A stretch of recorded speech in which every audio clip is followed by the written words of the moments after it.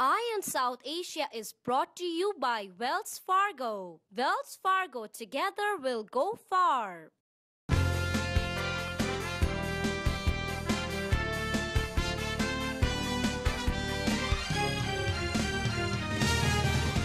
Welcome back to Eye on South Asia. In the first segment, in case if you just missed it, we talked about Indian Americans and their achievements. And I think now, as Sunil mentioned, that Obama administration is really looking after and reviewing many South Asians candidates, their profile, their talent, and their qualification to be part of Obama administration. We talked about that. We also talked about a few South Asians getting awards, getting recognition in their own fields, and now continuing Eye on South Asia with more stories. Sanjeev is unprecedented. His historical first Indian American now being appointed as the technically his position as an ambassador of an African country, Malawi, which is actually landlocked in the southern part of Africa between Tanzania and Mozambique. A very small country with a population of hardly 18 million people, smaller than the population of New Delhi. It's primarily an agricultural field. The president has appointed Bobby Kumar, the chairman of the America's Independence Party, based out of New York, Long Island. He has been appointed as a chief liaison between Malawi and India and Pakistan and Bangladesh. And you know, the reason they think that he is an ideal candidate is Bobby comes from Punjab in India, which is largely, essentially, an agricultural state. Correct. And Malawi's primary background is the backbone of their economy is the agriculture. Is the agriculture. So they think here is a man. Imagine Africa to America and pick up an Indian American to be the bridge between the subcontinent is unbelievable idea, and I think it will do very well because Bobby can help build bridges with India, different parts of India, and including Pakistan, because he's very popular amongst the South Asians, which includes Pakistanis and Bangladeshis, because of his work in the last 20 years here, and help a small country like Malawi. And I think while we are continuing to focus about India and America, India and Canada, here is a small country out of Africa, the dark part of the world, coming with this concept of picking an Indian American to help build their bridges with India. Well, congratulations to Bobby Kumar, and we wish him all the best. And hopefully, maybe someday we should have him in our show. Since he is local, since he's from Long Island, maybe we'll have him, someday in our show. Yeah. Okay. Moving on to the next one, which is Upendra Chivukula, who has been the champion from New Jersey. Of course, he could not make it to the Congress as a congressman from New Jersey. It was a very tightly run race. I think he got almost closer to 40%. Right. Upendra Chivukula is the first elected assemblyman in the state of New Jersey. And 5 times? And 5 times, right. Okay. And this time he tried for Congress post, but he lost. And this is now in a region which is essentially Republican. Exactly. Only he could have dared to do it, or the Democrats wanted him to go and take on, knowing his popularity in New Jersey. Correct. And that's why he came as close as to 40%. He tried from that region because that's where the only position was available for him. So he tried, and obviously I think there is a lot more work needs to be done by him also. He realizes, but this was a great effort by Upendra Chivukula, by Assemblyman Chivukula, and he continues actually to do a lot in the state of New Jersey Assembly, in the science department, in the technology department. He himself is an engineer, yes, so he actually contributes a lot for the further development or for the studies of this department. And this news, as much as come as a surprise, but I think it's a quite a deserving news for him that he continues to pledge to keep solar things in New Jersey. And he just got this medal, which has been accorded to him. It's a very prestigious medal, as it is called Fuller Pearson Medal from Mid-Atlantic Solar Energy Industries Association, MSEIA. And Upendra was so grateful but firm. Less than a year ago, as he says, New Jersey's solar industry was in the danger of being eclipsed because of sliding SREC prices caused by glut in production. Thousands of jobs were at risk. Hundreds of millions of dollars in ratepayer investment were in jeopardy. Small businesses were in trouble, and the industry faced a major challenge. And he is so grateful that he said, I dedicate this award to the ratepayers of New Jersey who have invested more than $360 million to keep solar shining in our state. Correct. Because it is the ratepayers' money which is being put back into research and develop this system of using the solar to shine in New Jersey. Exactly. And I think he should continue into this initiative. That is completely his initiative to take it forward. And he will. And just to add one line, that New Jersey recently became the first state in the nation to generate more than 1% of its annual electricity from solar energy. Wow, that is Yep. certainly worth congratulations to Sure. Pedro Chivmula. On the medical side, we have Dr. Anurita Kapoor. You know, she's a psychologist, and she started with a very unique concept whereby she started from the idea that if you go to Midwest or interior parts of the country, sometimes you don't have a physician within a striking distance of probably 2 to 3 hours. Possible. Just to get a primary medical care, Yeah. you may have to drive for 2-3 hours and hope you will get the doctor an appointment from them. So she came with the idea that let me pick up the FMGs, which is the foreign medical graduates from India, bring them here on a J1 visa, and let them intern. And intern in the interior side of the country, because they're good doctors, they can practice here as doctors because being on J1, and then they are sent back. And they need minimum 3 years of gap if they want to come back as professionals. It's a great concept she has developed, and now she is on to it. She feels that she wants to open rural health hospitals all over to make successes clinics. Okay. And she'll be expanding this program all over the country, bringing these FMGs here, giving them the internship. And sometimes some of these guys who have served the community at the lowest level, they end up even getting a visa to stay and not even have to go back. Okay. It's an extraordinary program. And good luck to Dr. Anurita Kapoor. Yeah, she is out of New Jersey even though, but I think her program should do very well considering that there is a huge shortage of medical professionals in this country. Sure. We had a great event in Silicon Valley this Silicon year. Valley. Is this the annual event they do every year? This is the first time it will This be is an the annual first event. time. That is I why see. it is Okay. nicknamed, I think, as SVA Silicon Valley Awards 2012. 2012. Okay, so this was the first one because I never came across any stories in the past. Yeah. So I just want to know whether it's a first time event It's the first or time. okay. It's a first time Very good. event by Sheetal Ori.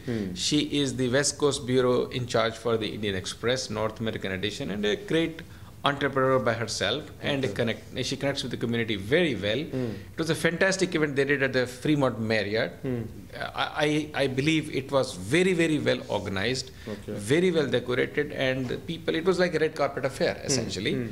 And the voting process was online and ended with judges choosing the top winners.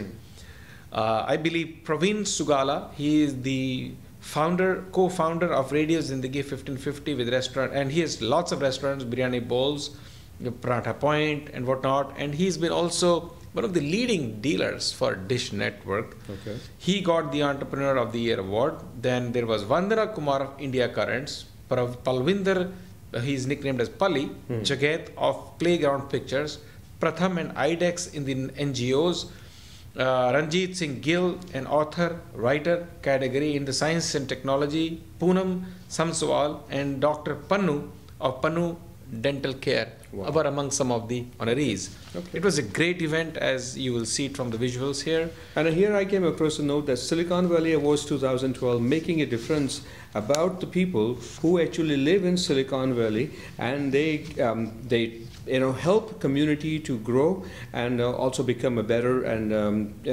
richer place culturally and professionally, and that's how they pick their nominees and I guess eventually the winners. And this is the first time. Okay. Well, congratulations to Sheetal and best wishes for her years to come. While continuing with the awards, Sanjeev, you have the Pratham founder. This is such an innovative organization, such an ideal, such a caring organization, Dr. Chavan, who has been accorded what is called WISE Prize, which is almost like a Nobel Prize for education. Right.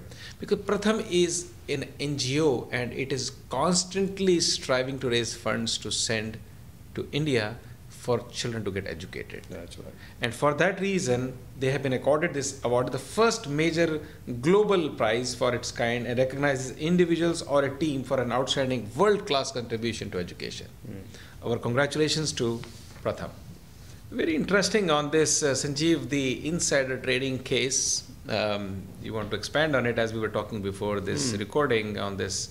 Indian American has been finally given a bail for this 276 million insider trading case. That's right. This person in the news, Matthew Martoma, who is 38 years old, he's from Boca Raton, Florida. He actually changed his name, Matthew, I think somewhere in the middle of his professional life. His real name is Ajay.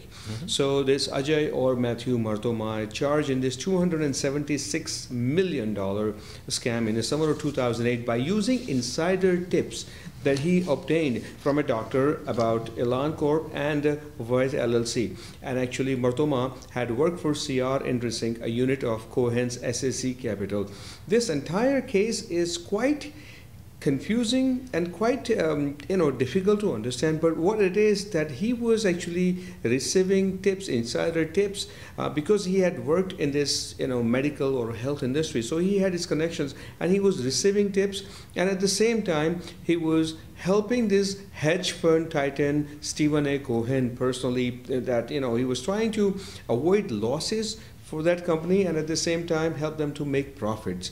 And that's how he got involved in it, as not a lot of details have come out, but because he was charged in it, and right now judge has given him a $5 million bail, that judge has signed the paper, so he's out on $5 million bail. This case will continue. As it continues, I think more and more information will come out.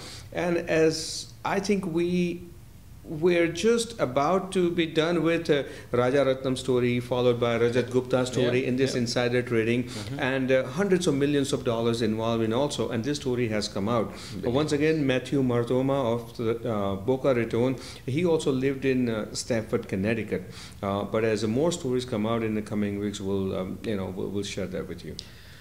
Moving to the next story is about the fatal beating of Divyendu Sinha. We have been covering it, its progress. Every time this story comes on, it reminds of those days, those painful days when we came to know that this gentleman, Divyendu Sinha, was actually beaten by young teenagers in a town called Old Bridge, New Jersey. For no reason. For no reason. He was actually, he was walking with his wife and his sons. It was out there in the summer of, I believe, and 2010. And they were just taking a walk on the street. And this car comes in, teenagers, they come out. And for no reason, absolutely no reason. Maybe teens wanted to have some kind of good time or something, whatever that is. And then they started beating Mr. Divyendu Sinha, who eventually died.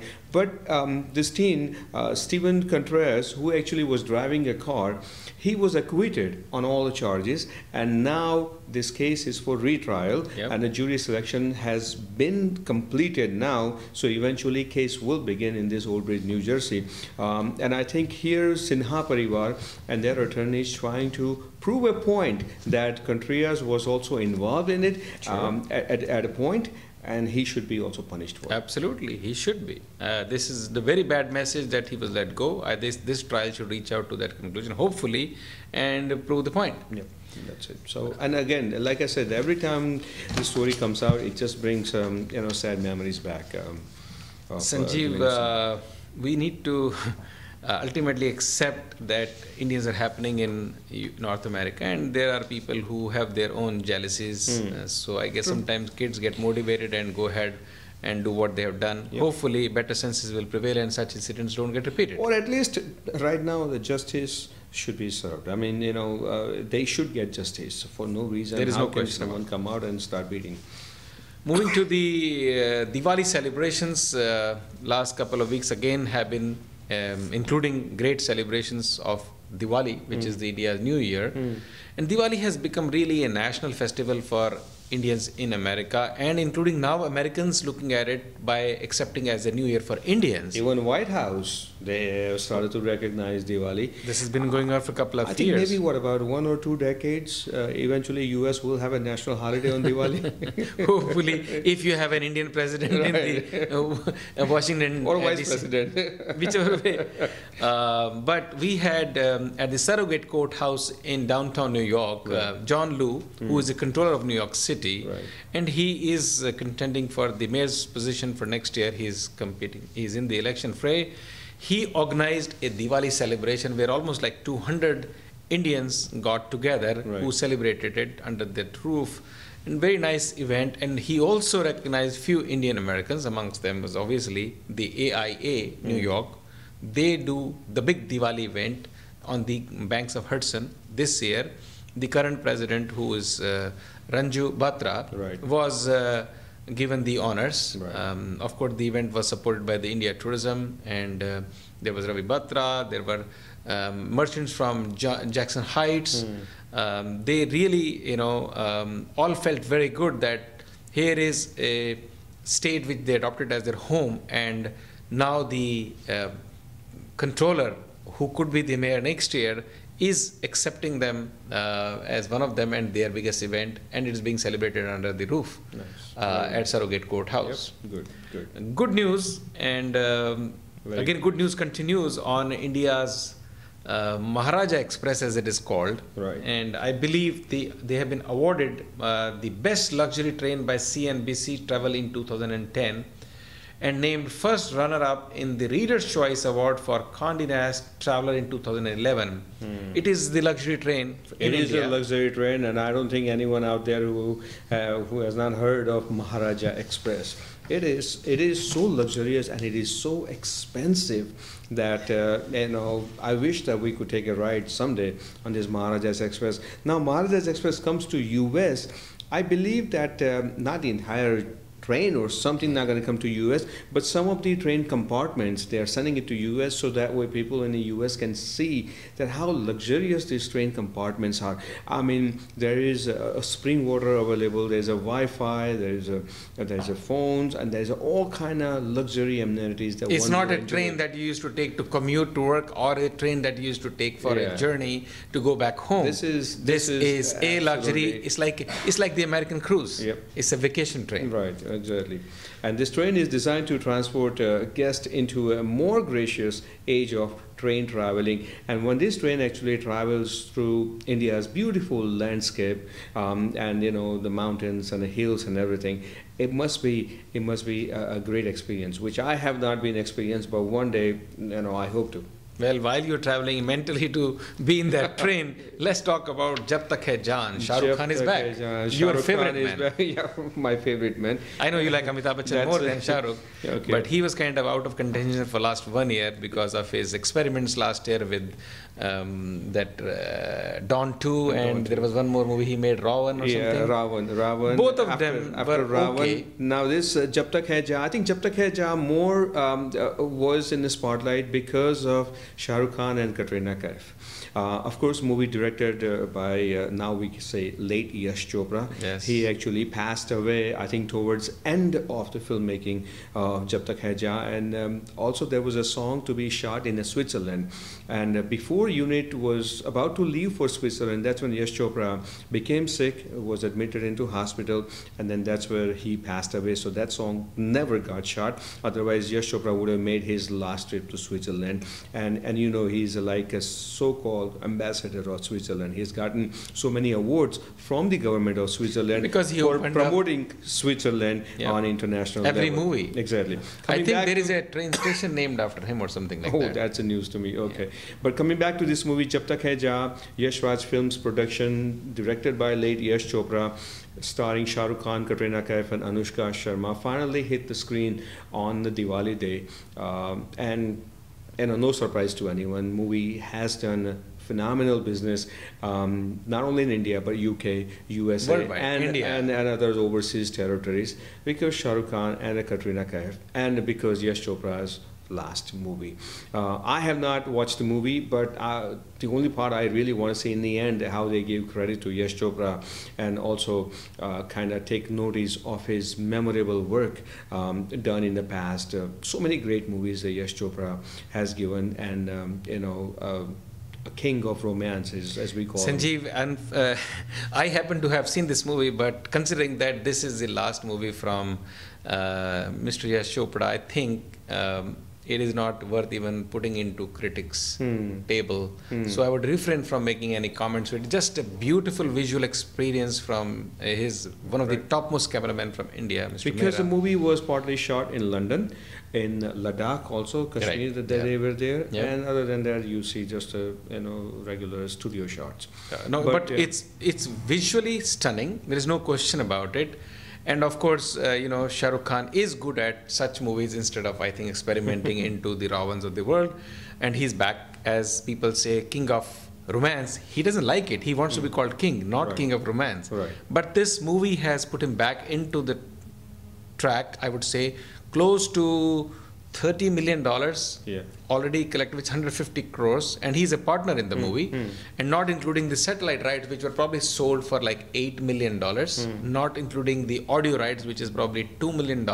You're talking of hundreds and hundreds of crores here, and back into business. I think people paying tribute to Mr. Yash Chopra with this movie. That's right. So now, Jab Tak Hai Jaan released and has done phenomenal business, as you heard. Let's see that who actually signs Shah Rukh Khan in the future. I mean, no movie's been announced. I'm sure that will be his own in-house production, home production, which I he believe will he's be doing the with Farah director Khan. and the producer and himself star in it. Next movie will be Farah Khan. But there was a little tinge to this movie release because there was a conflict between otherwise very friendly families. Ajay Devgan, who released his movie called... I think it's a business conflict, and Ajay Devgan's movie called Son of Sardar, released on the same day, and Ajay Devgan actually took Yash Raj Films, the company, to the court because of their policies in getting theaters signed in advance. It's like, you exhibit this movie for me in the theater, and then you sign up that during this Diwali, I'll have this movie come out, and you must run that movie in the theater for 2 weeks. Yeah, essentially especially multiplexes. The way he has filed the case is it's about the single screens primarily, and there was a big movie released by Yash Chopra, Ek Tha Tiger, and movie. While releasing that movie, they did a deal with this single screen theaters that in Diwali we'll be releasing our new movie, and they pre-booked it. Normally screens are not booked in advance. No, not single screen. Multiplexes with allowing multiple screens and multiple timings of that movie. And not allowing anybody else to come in. That's right. Sanjeev, Ajay Devgan otherwise is a great fan. So is everybody in the industry for this YRK Yash Raj Films, YRF. But I think he just took a moral and a principled stand about it. But I don't think he had any other agenda about it. But his movie has done as well, almost as well. Son of Sardar has done a very good business. It's a funny movie, it's a humorous movie. I mean, this movie, Son of Sardar, is a kind of movie which is meant to do very well, exceptional business in India, where Jab Tak Hai Jaan has done exceptionally well overseas.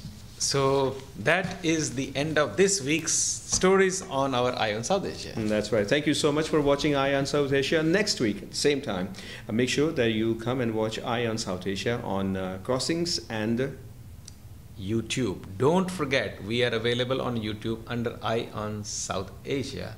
Week after week, you guys all have a great weekend and great holiday season ahead for you. This is Sunil Hali signing off on this show.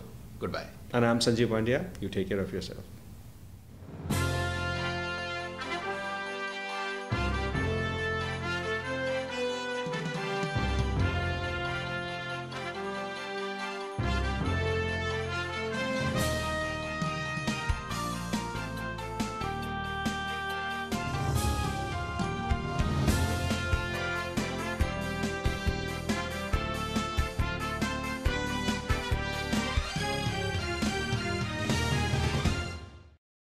Eye on South Asia is brought to you by Wells Fargo. Wells Fargo, together we'll go far.